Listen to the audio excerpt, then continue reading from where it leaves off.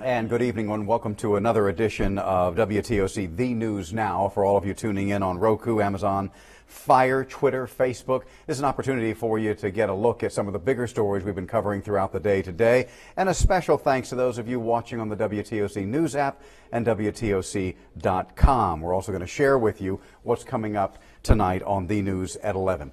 All right, with rain in the forecast pretty much all week this week and hurricane season just a couple weeks away, there's one neighborhood in Pooler that believes it's not getting enough from the city when it comes to controlling flooding there. We followed flooding and rebuilding on Tappan Zee Drive since Hurricane Matthew, but residents there say a rainy week like this one can be just as devastating for them. Amanda LeBreau was back in the neighborhood today where those folks say the city of Pooler is pushing off the need for repairs on the Quaco Road Canal and continuing this avoidable problem.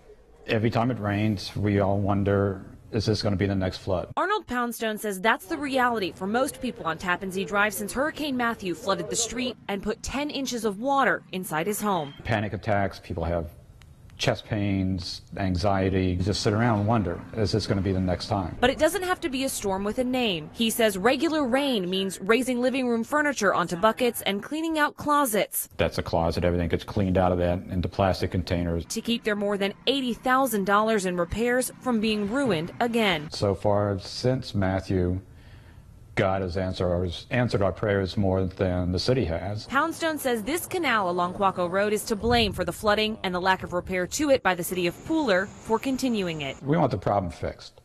There's absolutely no reason why every time it rains, everybody has to be on pins and needles, go through this big effort to uproot your whole house and hope that's not going to be the panic attack that puts you in a hospital. Pooler City Manager Robert Byrd saying in a statement today, while the flooding on this street was an extremely unfortunate occurrence, it needs to be understood that our area was under a state of emergency due to a Category 5 hurricane. The city of Pooler has widened and deepened the Quaco Canal and have been working with Chatham County on upgrading the Quaco Road Canal crossing. Due to ongoing litigation, the city of Pooler will not comment further on this issue. Poundstone says a worker widened the canal by about 2 feet and deepened it by about 4. I asked him, I said, is this going to solve my problem? He said, no, I'm just buying you time. The city manager says a $600,000 bid for canal improvements should be advertised this week. Poundstone says he'll believe it when he sees it. So what does it look like when it's bad?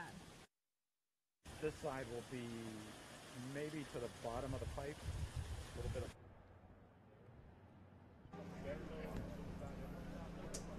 Some of the residents in that neighborhood are now saying they will take legal action against the city of Pooler to get this thing fixed. We'll keep you updated on what happens with that.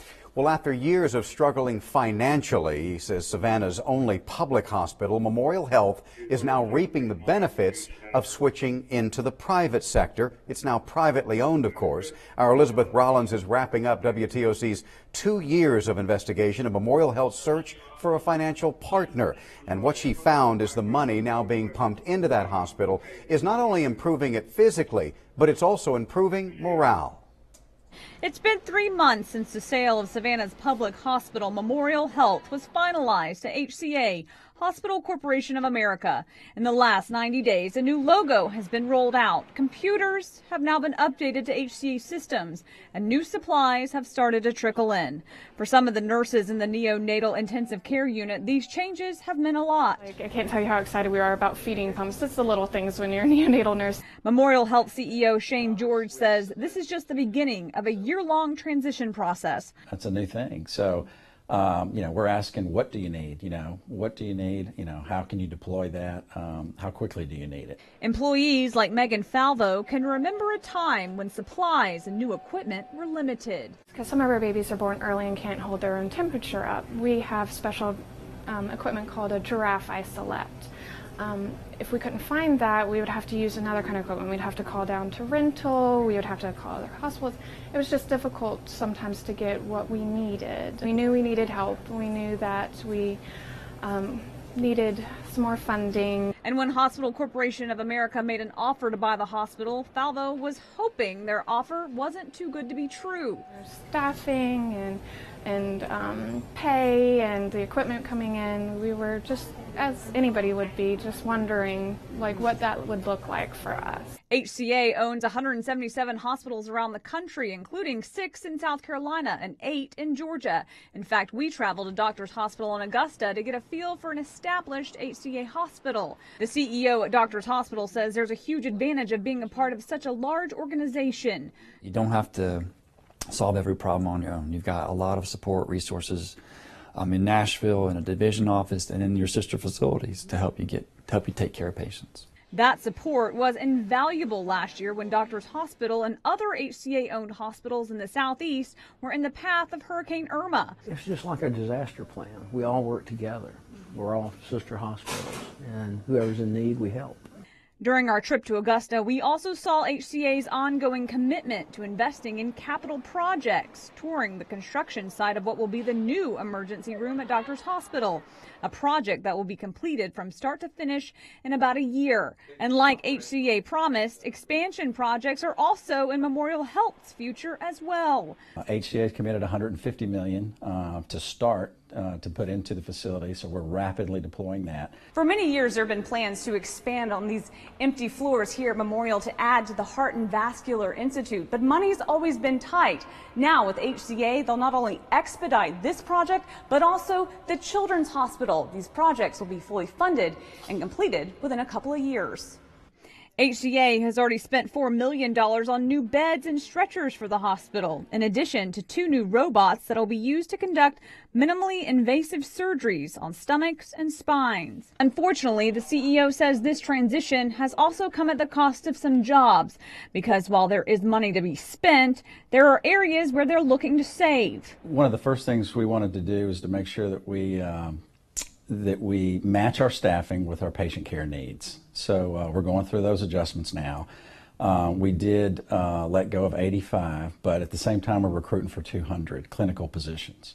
So there are some adjustments that are going on. As you know, the hospital's lost millions, so we've taken a look at that and we're making the necessary tough decisions to move past that. Despite all the recent changes, the transition period is expected to take about a year, which means there's more to come. But for employees like Megan Falvo, it's an exciting time.